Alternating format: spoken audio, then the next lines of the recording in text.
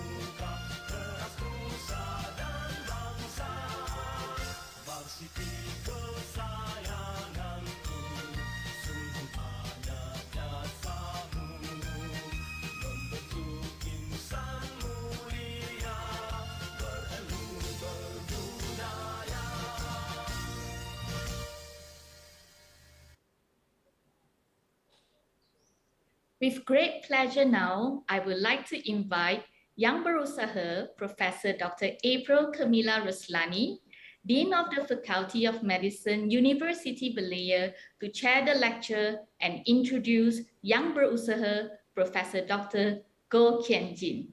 Please welcome Prof. April. Thank you, Professor Tan. Professor Dr. Goh Kian Jin, distinguished guests, fellow professors, academicians, and all virtual guests. Assalamualaikum, salam sejahtera, and good day to you wherever you may be. It is my pleasure to welcome you to what is now the third inaugural lecture for the year 2021 that is hosted by the Faculty of Medicine. Today, we will be celebrating the career and life journey of Professor Dr. Goh Kian Jin. For non-neurologists like myself, neuromuscular diseases are both fascinating yet somewhat mysterious. There is this perception that these diseases are rare and for the most part untreatable.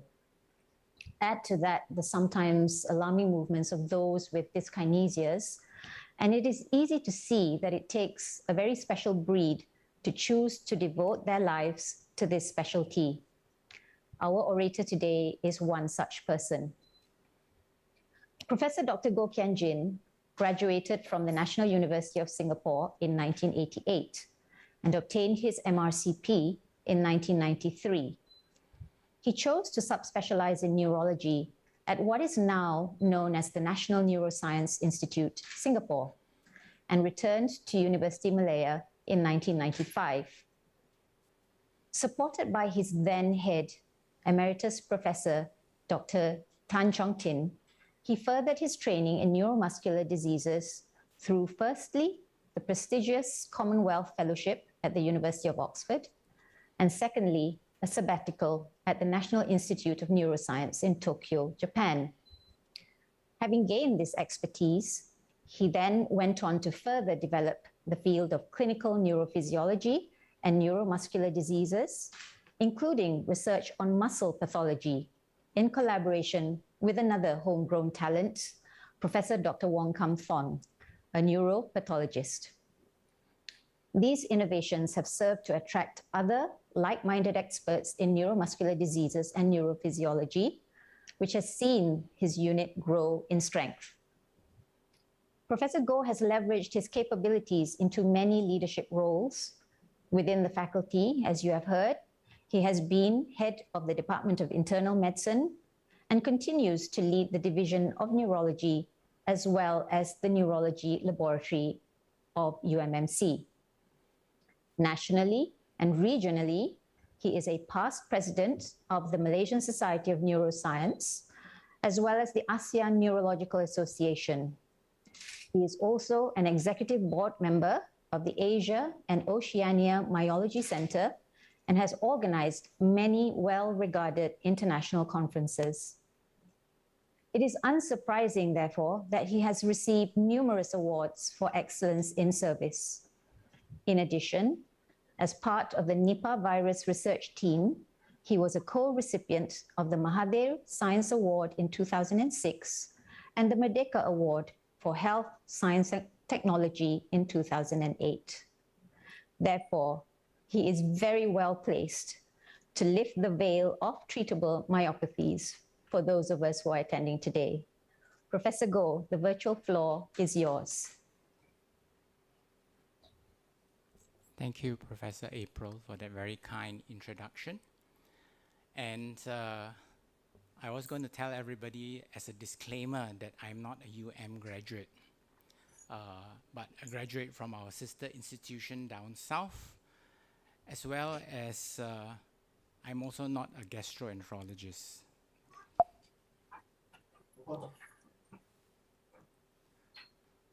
Okay, this is the picture of our Faculty of Medicine in Singapore, which was the old College of Medicine building. As medical students, we spent more of our time actually in the new Kentridge campus. However, I've had many good friends in the medical school, and I'm proud to count, even now, as colleagues in the Faculty of Medicine UM, three special colleagues who are also senior faculty in the Faculty of Medicine, namely Professor Mary Merritt from the Pediatrics Department, Professor Ng Kun Leong from Sijiri, and of course my wife, Professor Ng Chiu Wan from SPM.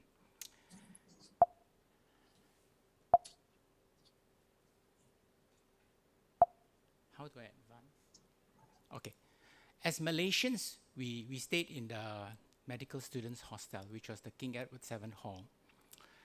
And one of the senior academic resident fellows in KE Hall at the time was a professor of endocrinology and medicine by the name of Professor Chia Jin Singh.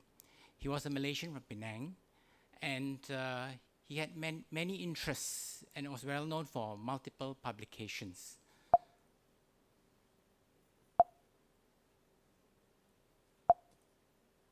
Some of which were not even in medicine. All right, he was a historical collector of many antiques and historical artifacts from Malaya and the bygone days. But one of the key things he was famous for, of course, was, doesn't seem to move, oh yeah, was his MD thesis, which was on an eminently treatable myopathy known as thyrotoxic periodic paralysis.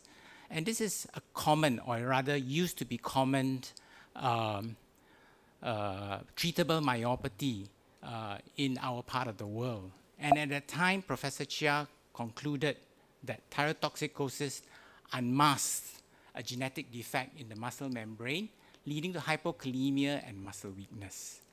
And of course, in the intervening years, this has been shown to be true, and he has found, and it has been found that there was a mutation in the inward rectifying potassium channel, causing susceptibility to thyrotoxic periodic paralysis.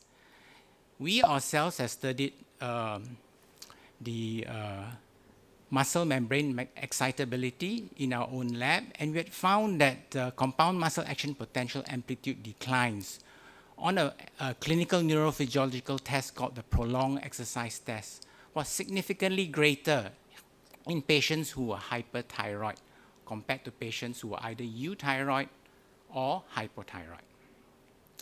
After graduating from Singapore U and doing my neurology training in the then Tan Tock Seng Hospital, I applied to return and join University of Malaya to work under Professor Siti Tan. I still remember our conversation the very first time I went to see him in the old neurology lab, which was on 3rd floor in UMMC. And one of the questions that Prof. Tan asked me at that time was, if somebody would ask you to go to Sarawak and set up the neurology service there, would you be willing to do so?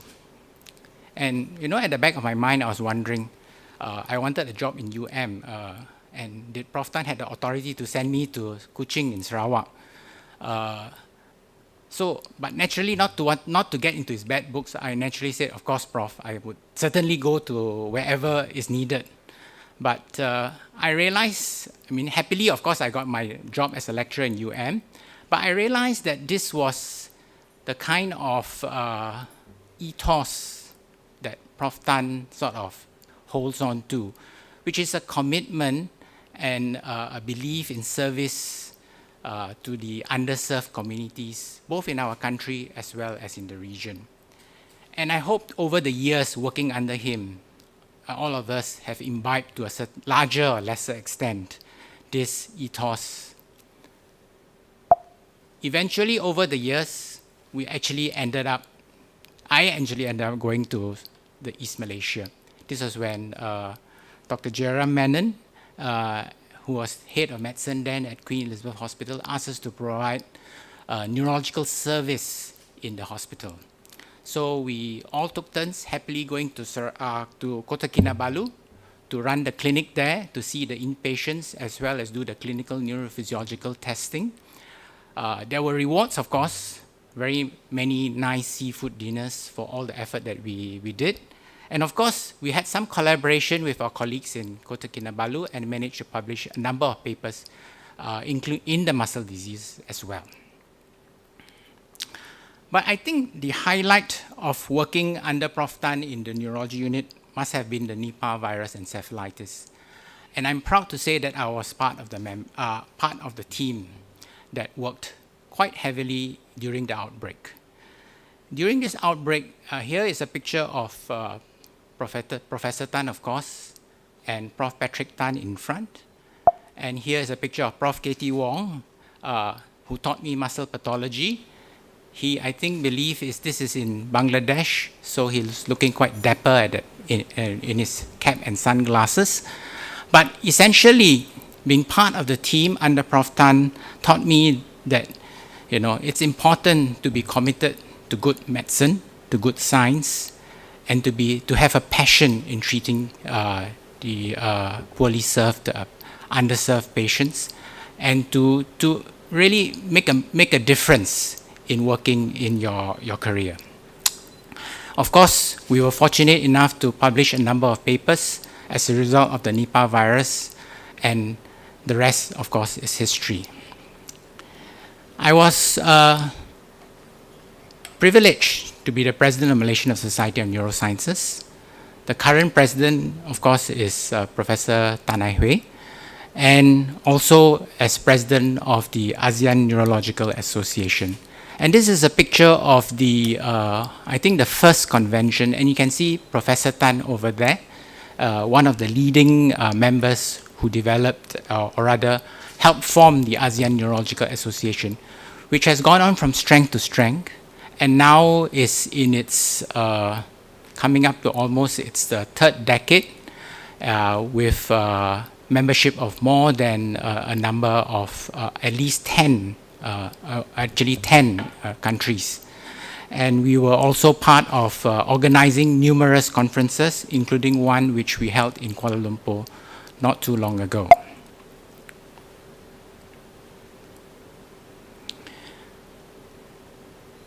Okay. But actually the organization, I guess, which sort of tipped me into the field of myology was this, which I managed to be a member of. And over the years, we have had the chance to be part of this group known as the Asian Oceanian Myology Center. And this consists of numerous experts in the field of neuromuscular disease and myology. And we were fortunate to organize a number of conferences under the auspices of AOMC. And we actually learned quite a fair bit from these conferences, as well as our collaboration with our colleagues in the region.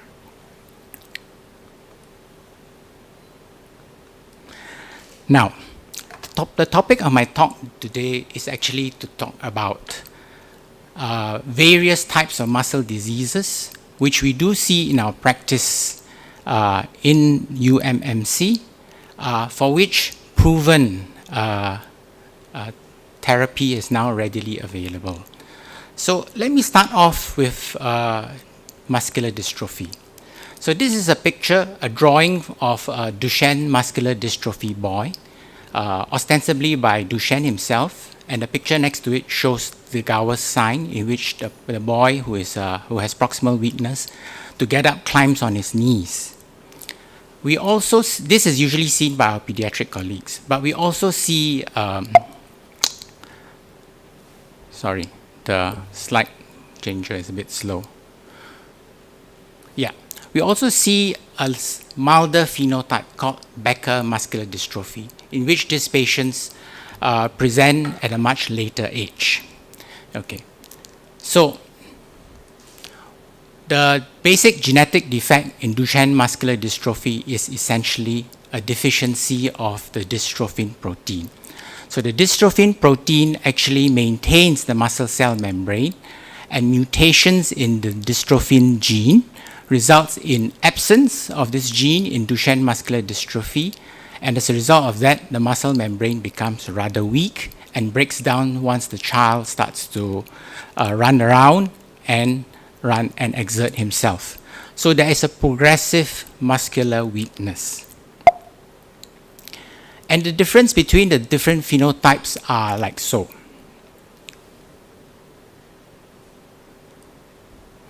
So you can get a deletion which results in an out-of-frame mutation, and that results in no production of dystrophin protein at all. On the other hand, if you have a deletion which results in an in-frame mutation, then of course you get Becker muscular dystrophy. So in this case, with the muscle biopsy of a patient, which shows that there's presence of dystrophin in the muscle membrane of this patient, but if you stain with a slightly different dystrophin stain, you see a total absence of this patient. So this is a patient which presented with a milder phenotype because he has some dystrophin present, and this patient actually presented with exercise-induced myoglobinuria. So the mainstay of treatment in Duchenne muscular dystrophy boys, of course, is to give steroids. And steroids has been shown to improve the muscle strength, prolong ambulation over the next for at least 2 to 5 years. So you should start this before the boy cannot walk. So as long as the boy is still walking, and it definitely improves the quality of life. However, there are a number of side effects, including weight gain, Cushingoid appearance, excessive hair growth, and behavioral abnormalities. The role in a non-ambulant child, of course, is uncertain. So the AOMC did a study and reviewed the use of steroids in the Asia-Pacific region. And unfortunately, although we find that it is considered a standard of care for Duchenne muscular dystrophy boys, it is not universally practiced in our region. So the use of steroids is actually important, and this should be encouraged in our patient. However, despite being giving steroids, and extending the age of ambulation of Duchenne muscular dystrophy boys, there is still no cure in this condition. But I would like to highlight 2 new forms of therapy which has allowed us to modify the natural history in this group of patients, and they are now sort of approved in use in some countries in the world. One of them is exon skipping. And exon skipping, basically the whole idea is to convert a Duchenne muscular dystrophy phenotype into a Becker muscular dystrophy phenotype. Namely, to convert an out-of-frame mutation into an in-frame mutation. So the one that has been approved by FDA is an antisense oligonucleotide, which has been shown to alter the splicing, to bind and alter the splicing and skip exon 51. And it has been shown that this improves the 6-minute walking test in a number of Duchenne boys and will be applicable for the deletions of exon 45 to 52. The other one that has been approved is, of course, the use of a nonsense read-through molecule. And in this molecule, which is taken orally, called aetiology, it will bind to the stop codon and allow it to read through. And it has been shown to improve the 6-minute walking test in a number of Duchenne muscular dystrophy boys, and again has been approved for use in the European Union.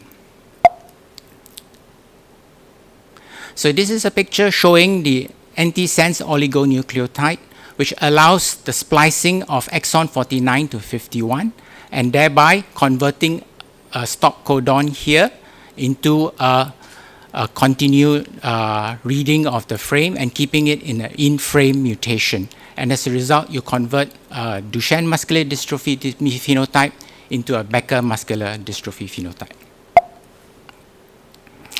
This is a paper by Professor Mary Ann Tan many years ago, which looked at the type of deletions that we have in our Malaysian patients. And you will notice that a majority of them will have deletions between 45 and 52. Therefore, exon skipping of 51 would be quite applicable for our patients as well. And this particular picture shows the exon read-through by aetiology and allows the conversion of production of an incomplete protein to a conversion of a partially functioning protein. So thereby, these treatments, which are now readily approved, and there are more new exon skipping molecules that are readily available, will allow us to treat dystrophinopathy boys and as well as in addition to the use of corticosteroids. The next two conditions that I want to discuss about, I will present two cases. All right. The first case is a patient who is a 50-year-old Chinese Malaysian woman, and she presented with a 6-month progressive proximal muscle weakness, worse over the lower limbs, and then presented with an acute exacerbation for which she was ventilated in the intensive care unit. So she had proximal muscle weakness, had very high CK, and was diagnosed to have an acute inflammatory myositis. She was treated with intravenous steroids and IVIG, but without much treatment, without much improvement. However, the diagnosis was suggested later by a muscle biopsy, and then she subsequently improved and was extubated with reduction of serum creatine kinase with supportive care and oral riboflavin supplementation. And she appeared to be normal on discharge and on follow-up. So these are the muscle biopsy that was seen. All right, so her muscle biopsy showed numerous vacuoles in the muscle fiber, suggesting that she had a vacuolar myopathy. And when you stain for periodic acid shift stain, which is a stain for glycogen, there is really no glycogen. So what it turned out to be was that she had lipid vacuoles. So she had lipid storage myopathy. So this particular patient, we subsequently did the gene test for her and found that she had a compound heterozygous mutation of the ETFDH gene. All right, the ETFDH stands for electron transfer-flavoprotein dehydrogenase. And she had this mutation, which is PA84T, which I will discuss a bit later. So the diagnosis for this lady is a rather long diagnosis, which is called multiple acyl-CoA dehydrogenase deficiency. So MADD has got two kinds of presentation. It can present to the pediatricians in a neonatal onset with severe hypotonia, hypoglycemia, hepatomegaly, and the infant may die. However, if they present in later stage, all right, they can be actually rather mild in presentation with a progressive proximal muscle weakness and sometimes present with an acute decompensation episodes, such as our patient. All right, and the problem in the mutation is that it results in a defective electron transfer from the primary flavoprotein dehydrogenases into the mitochondrial respiratory chain. So this is a picture of the mitochondrial respiratory chain, and as a result of the mutation of this gene, the electron is not transferred into the respiratory complex, and that results in failure of the lipid metabolism and resulting in lipid storage myopathy. So we looked at it turns out that a number of mutations have been reported in the southern Chinese population. Initially from Taiwan, where they reported 3 cases, but subsequently from Hong Kong and China. And lo and behold, they all carry a same mutation that our patient had, which was PA84T. And in fact, the paper from China noted that this particular mutation was seen in about 1.4% of the normal population. And the other interesting thing about patients with this mutation is that they respond to just riboflavin supplementation. So if you give the patient riboflavin at about 100 milligrams to up to 400 milligrams a day, the patient will gradually recover and then remain fairly well. So we decided to look at our own series of patients. So looking back through the Department of Pathology muscle biopsy data bank, we found 12 patients with lipid storage myopathy. And fully 3/4 of them had ETFDH mutation. So this means that this is the common form of lipid storage myopathy in our patients. Of these, we had 6 patients who were of Chinese ethnicity, and 1 who had mixed Malay and Chinese, and 2 who were Malay. 2 sisters who were Malay. So of these, about 3/4 of the patients actually carried the known Chinese mutation, including our 2 Malay girls and 4 of them homozygous, and 3 of them compound heterozygous. So what it suggests is that our Chinese population, as well as our Malay population, carry a similar mutation seen in Taiwan and southern China, and as a result of that, they are the common cause of lipid storage myopathy in our population. Okay, so this is just a summary of all our cases, and we can see that P84T, A84T is actually the common mutation seen in our patients in this part of the world. The next case I wanted to present was a 20-year-old man with progressive spinal rigidity, proximal and truncal and proximal limb weakness since the age of 15. So he was somebody who was referred to us by the orthopedic surgeon, and when we saw him, he appeared to be rather thin and tall with a very rigid spine and some scoliosis. You ask him to do sit-ups, he's unable to do sit-ups, but his muscle strength was not that weak, and he had no respiratory weakness. So this is a picture of the patient, asking him to bend forward and backwards, bending his neck forward and backwards, some degree of scapular winging, and a little bit of scoliosis. The orthopedic surgeons did lots of x-rays showing mild scoliosis and not much abnormality of the paraspinal muscles. Again, not that much significant inflammation or contractures seen. So, as part of the investigations, we had noted a few things. He had a very high creatine kinase, and he also had myopathic motor units, confirming that he had a myopathy. And when you did the paraspinal muscles, he had complex repetitive discharges. And when you studied his respiratory function, they were actually restrictive in nature, but reduced. So his lung volumes were already reduced. The heart echo was normal, and of course we had mentioned the x-rays earlier. So we decided to screen, because at that time we were screening all patients with high CK and proximal muscle weakness, to look at the enzyme for dried blood spot for GAA enzyme. GAA stands for alpha acid glucosidase, and we found that the enzyme activity was markedly reduced. And this reduction suggests a condition known as Pompe disease, and subsequent mutation proved that he carried this mutation, and he also in addition carried pseudo deficiency alleles, which are basically mutations which cause a partial reduction in the enzyme activity. So combined with these two suggests that he really has quite very low enzyme activity, and both of his parents were carriers. So basically, when we made a diagnosis of late-onset Pompe disease.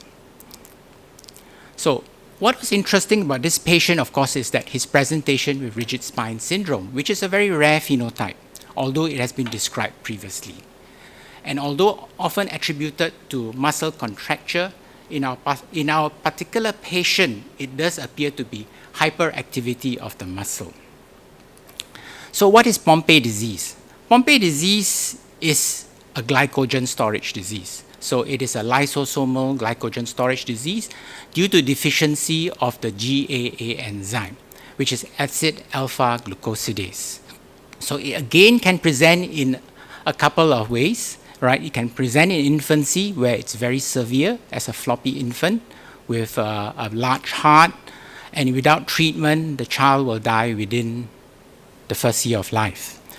Whereas you can have what is called late-onset Pompe disease. And late-onset Pompe disease presents very much after the first year of life. It can be in the early childhood, it can be in the late teens, up to late adulthood in the 60s or even 70s. So basically, the presentation for late Pompe disease is a little bit varied. This is the pathological side of Pompe disease. You see the vacuoles, but in this case, they are PAS positive, suggesting that there's glycogen within these vacuoles, as opposed to our previous case, which is lipid within the vacuoles. And when you look at a muscle biopsy of somebody with late-onset Pompe disease, the vacuoles are actually very hard to find. Okay, just very, very minor changes. So sometimes this can be missed. So the late onset Pompe disease presentation is classically not as a floppy person, but as somebody with a limb girdle muscle weakness. They may occasionally have prominent respiratory muscle weakness. Okay, and that will be seen in about 90% of our patients. In some minor, fewer groups of patients, they may have either a rigid spine syndrome, like our particular patient, or occasionally present with other non-muscular symptoms, including heart arrhythmias, as well as intracerebral vascular problems, such as aneurysms and intracranial hemorrhage. So basically, a high index of suspicion is important to make a diagnosis of late onset Pompe disease. Now, Pompe disease is treated with enzyme replacement therapy, and that has been shown to be effective in infantile onset Pompe disease, all right, extending the child's life and improving the outcome. Similarly, for late onset Pompe disease, treatment with enzyme replacement therapy has shown that it has improved the 6-minute walking test here in many, many studies after treatment of about a number of months, a number of years. So it's imperative that we make a diagnosis of Pompe disease and to institute this kind of treatment, which is readily available in this country as soon as possible. So in our particular patient, we note that this particular mutation is reported as a very common mutation amongst the Southern Chinese, again in Taiwan, Hong Kong, and China. And it's been noted that if they also carry the pseudo deficiency allele, which is also common amongst the Chinese population, this may indicate a more severe eventual disease course. So our patient was referred to the General Hospital, Department of Genetics in the General Hospital for enzyme replacement therapy, and I'm happy to say that they have managed to commence enzyme replacement therapy for this patient. Enzyme replacement therapy is given by infusion every 2 weekly. It's a recombinant acid alpha glucosidase. It has been reported that late onset Pompe disease is quite common.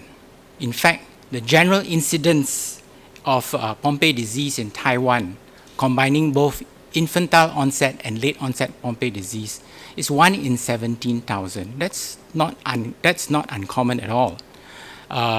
And when they screen patients with limb girdle muscle weakness in various populations, it has been shown that about 1.6 to 2.4% of patients are diagnosed. That means these are patients who are not prior diagnosed to have Pompe disease. They just present with limb girdle or proximal muscle weakness, and we screen them with a dried blood spot and then later on genetic testing. So to do this, we've also decided to screen our Malaysian patients, a combined project together with UKM, for patients with limb girdle muscle weakness as well as raised CK. And so far, we have screened up to almost 30 patients, and we have already picked up 2 patients with late onset Pompe disease, suggesting that this might be something that is not uncommon in our local population because we share similar mutations with the Southern Chinese population. Switching gears now, I want to go into something which we all know is a treatable myopathy, inflammatory myopathies. Now, this is taken from a paper which we presented many, many years ago now, which looked at the spectrum of inflammatory myopathies in our hospital. And we note at that time that about fully almost half to more than half of our inflammatory myositis patients were diagnosed as either dermatomyositis or polymyositis. The rest were very few, non-specific myositis. Overlap myositis means a myositis associated with a connective tissue disease. And lastly, inclusion body myositis. Fast forward over the years, and what we have re-reported and this is a conference not too long ago, where we used what is called the ENMC clinical pathological criteria. ENMC stands for European Neuromuscular Center. And amongst the criteria they introduced was the presence of necrotizing myopathy, listed here as IMNM, Immune-mediated necrotizing myopathy. And what we have found is that, in fact, immune-mediated necrotizing myopathy is much, much more common compared to polymyositis. Dermatomyositis remains fairly common amongst our population. So what it tells us really is that a lot of patients which were previously classified as polymyositis now turns out to be immune-mediated necrotizing myopathy. So pathologically, they have certain characteristics which are now well recognized by our pathologists, including the presence of necrosis and regeneration, more than inflammation. That means inflammatory cells are rather few, and inflammatory cells consist of more macrophages rather than your T or B lymphocytes. And complement is activated in these muscles. Fortunately, about fully 2/3 of our patients carry an myositis-specific antibody. Some of them are antibodies against a signal recognition particle, or SRP, and some of them, a smaller group of them, carry an antibody against HMG-CR, which is HMG-CoA reductase, which is an enzyme which has been used, in which statin is used as an inhibitor, right? So the enzyme is to convert in the cholesterol synthesis, all right? So if you inhibit enzymes using statins, you reduce the cholesterol. And in fact, this particular entity was initially diagnosed in patients who used statins before. But interestingly, not everybody has had prior statin use. And of course, there's a third group which is neither positive for signal recognition particle or HMG-CR. So this is basically the muscle biopsy that we see in necrotizing myopathy. You see patchy areas of muscle necrosis and not a whole lot of inflammatory muscle cells. Again, patchy necrosis, a close-up of muscle, necrotic muscle fiber, and another necrotic muscle fiber. If you look at the CD3, which is to look for T cells, hardly any staining. If you look at CD20 for B cells, again hardly any staining. And when you look at macrophages, which is CD68, a little bit more. Acid phosphatase shows areas of necrotic muscle cells, but again in a very, very patchy manner. So basically, immune-mediated necrotizing myopathy is now shown to be a very common subgroup of inflammatory myositis in Malaysians. Fully a quarter of our inflammatory myositis will be IMNM. About half of them may carry SRP antibody, a fifth will carry HMG-CR antibody, and another third will be seronegative. Interestingly, we had 2 patients who were positive for both antibodies, but we are still unaware what the significance of that is. Essentially, patients with SRP antibody have more severe muscle weakness and muscle atrophy. And not everybody, and in our group of HMG-CR and IMNM, prior statin use was only seen in 14.3% of the patients. So what is that got to do with treatment? Well, IMNM has been found to be a little bit more refractory to immunosuppressive treatment. So most of these patients will require a combination of corticosteroids and another immunosuppressive agent. And what is also interesting is that only the subgroup which has positive anti-HMG-CR, or if they are negative against both SRP and HMG-CR, then only are they associated with underlying cancer. Whereas SRP myositis is not associated with underlying cancer. And the other interesting thing, although this has not been proven in a fully double-blind study, is that anecdotally, intravenous immunoglobulins have shown to be more effective against this group of patients. So certainly IVIG is something that we will consider if they don't respond to corticosteroids or combination of corticosteroids and another immunosuppressive agent. And lastly, a third line treatment would be rituximab, because this is basically an antibody-mediated disorder. The other thing about classification of myositis, of course, is the now common use of myositis-specific antibodies. So myositis-specific antibodies, which we now can do quite readily in UMMC, allows us to subclassify all these groups into various types of inflammatory myositis. So essentially, we can now summarize it in this way. There's a large group of immune-mediated necrotizing myopathy, of which some of them are SRP positive, some of them HMG-CR positive, and some of them seronegative for both. These two groups are associated with cancers. Then there's a large group of dermatomyositis, a number of which may be associated with cancers. And with the advent of the use of myositis-specific antibodies, including anti-synthetase antibodies, this is now an emerging group. That means we are recognizing more of this group of patients, which is anti-synthetase myositis. Inclusion body myositis is uncommon in the Asian group of patients, and our patients only maybe constitute about 7 or 8% of our total inflammatory myositis. When we reclassified our inflammatory myositis patients, including both pathology as well as myositis-specific antibodies, we find now fully that maybe the majority will either be dermatomyositis and immune-mediated necrotizing myositis, but there are also an increasing number of patients with anti-synthetase myositis.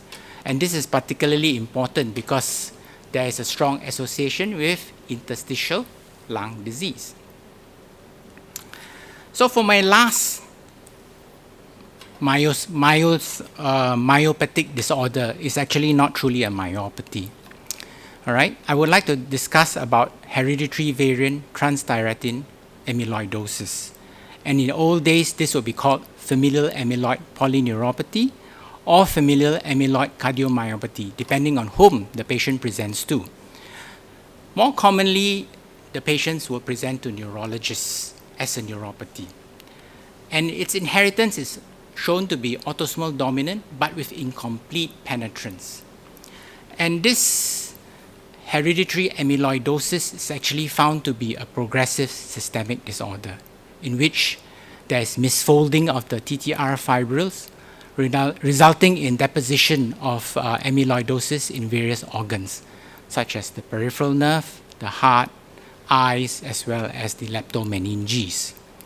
And it's been shown to be common in certain populations, namely the Portuguese, the Swedish, which is of later onset, as well as in the Japanese, but not thought to be common amongst Malaysians. So if you have amyloid deposition within the nerve, of course, it will compress on the nerve and result in neuropathy. So as it can be detected by a sural nerve biopsy here using Congo red stain. So we recently reported, Dr. Lau looked at our series of patients and reported amyloidosis in our patients. And basically he reported a total of 30 patients and 14 carriers. So by carriers, we mean that these patients carry the gene but remain asymptomatic. And fully 87% of these patients turn out to be Chinese, and the majority of them carry the ALA97 serine mutation. And this mutation has been previously reported to be common amongst the Taiwanese as well. Interestingly, the reported common mutation, which is the VEL30MET seen in the Portuguese, Swedish, and the Japanese populations, is much less common in Malaysians. So other ethnic groups have been rare. So amongst our series of patients, we only reported one Malay family and one Sri Lankan Tamil family. So the phenotype of this particular mutation seen in Malaysians, the 97 serine phenotype, they present with a late onset peripheral neuropathy. There may be associated autonomic symptoms.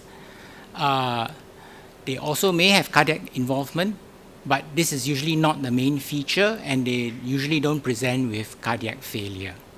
And there are a significant number of asymptomatic cases. So the question here is this incomplete penetrance of the gene in some patients, or is this such a late onset, because these patients present at about 60s and 70s, that some of them may not have survived to develop the disease. So this is the common mutation that's seen amongst our series of patients. Fully 66% of the patients carried the ALA97 serine, while the VAL30-MET was only seen in about a fifth of our patients. So what's all this got to do with treatment?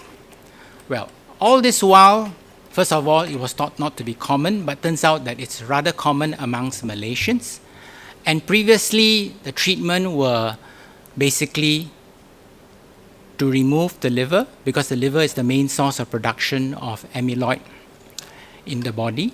So they have liver transplantation, but this is usually not feasible amongst our patients because they present quite old.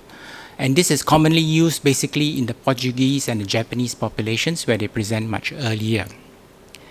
The other way to treat, of course, is to use drugs that stabilize the TTR tetramers.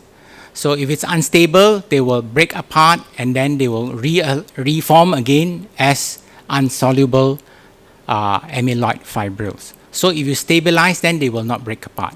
And so we often use this drug called diflunisal. Diflunisal is basically an old NSAID, and its efficacy is not that significant. I mean, it helps to a certain extent. The other drug that's also available is tafamidis, which is, of course, also not a curative treatment.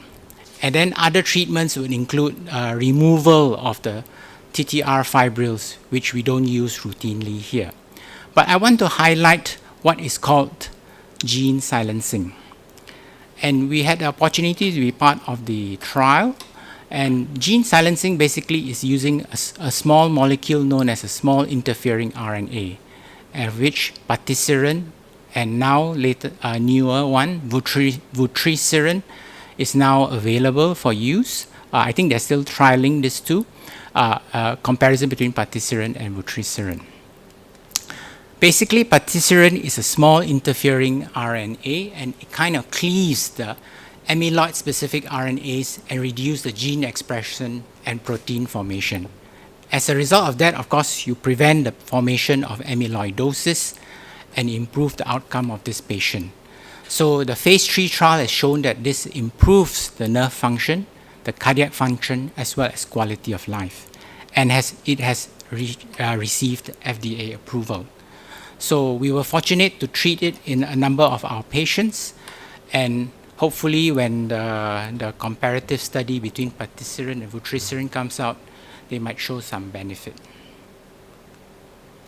So to end my talk, I just like to give some conclusions.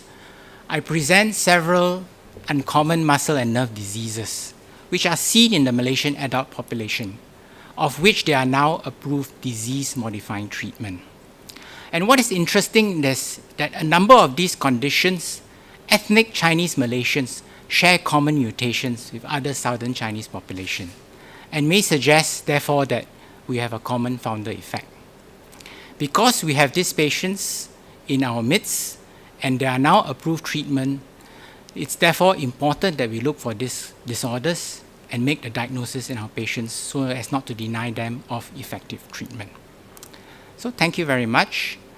I'd like to acknowledge the Dean for chairing this Syarahan Perdana, Professor Tan Ai Hui for being a very good MC, the Dean's Office for organizing the event, my colleagues from the Neurology Department and Department of Medicine, as well as Professor Ida and Puan Rohana from the Department of Medicine as well, and everybody else for kindly attending his talk.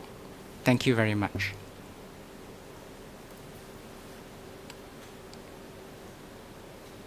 Thank you very much, Professor Goh, for the excellent overview on treatable myopathies, as well as the very interesting sharing of your wonderful and fruitful journey in the field. Ladies and gentlemen, I would like to invite back again Yang Berusaha, Professor Dr. April Camilla Ruslani, to summarize and conclude today's inaugural lecture. Please welcome Prof. April. Thank you very much, Professor Tan.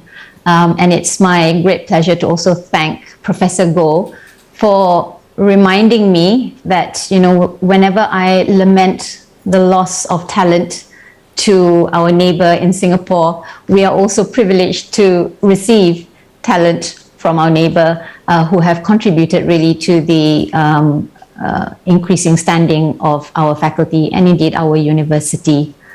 I also want to thank Professor Goh for demystifying the topic of myopathies, certainly for me, and I'm sure for many of you who may not have broached the subject since perhaps medical school.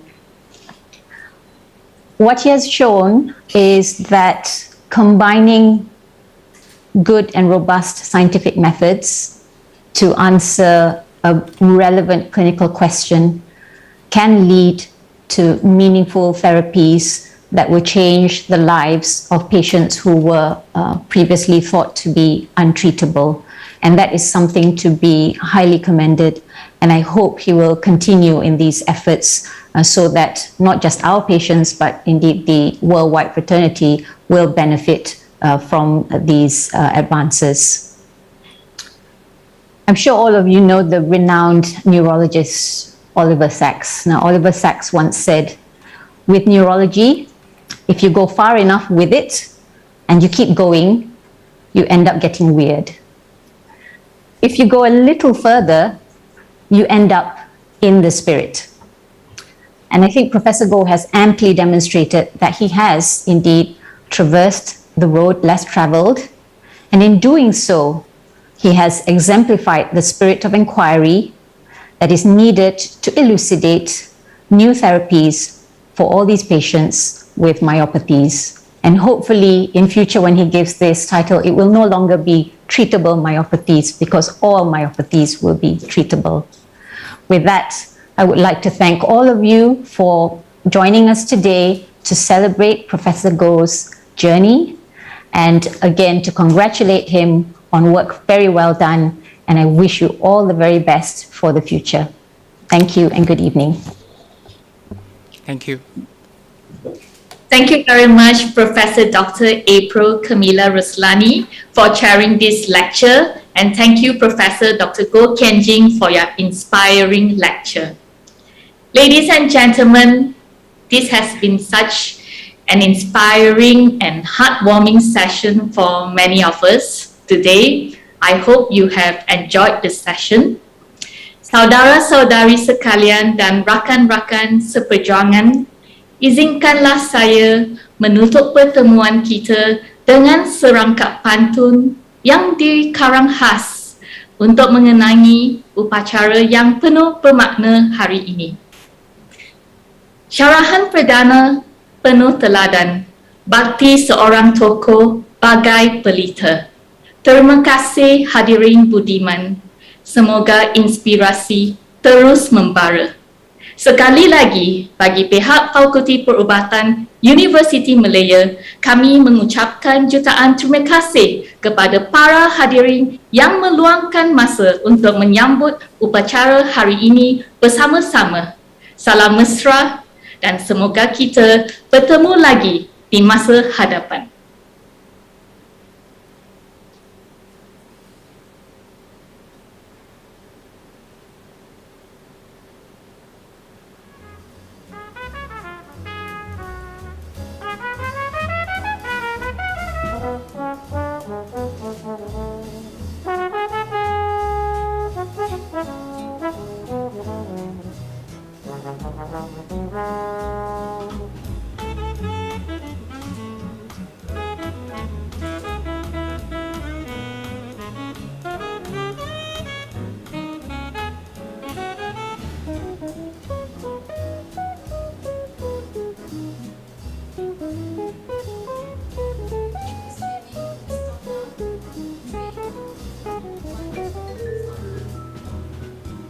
Okay. Thank you very much, Panzara. Thank you very much, all the guests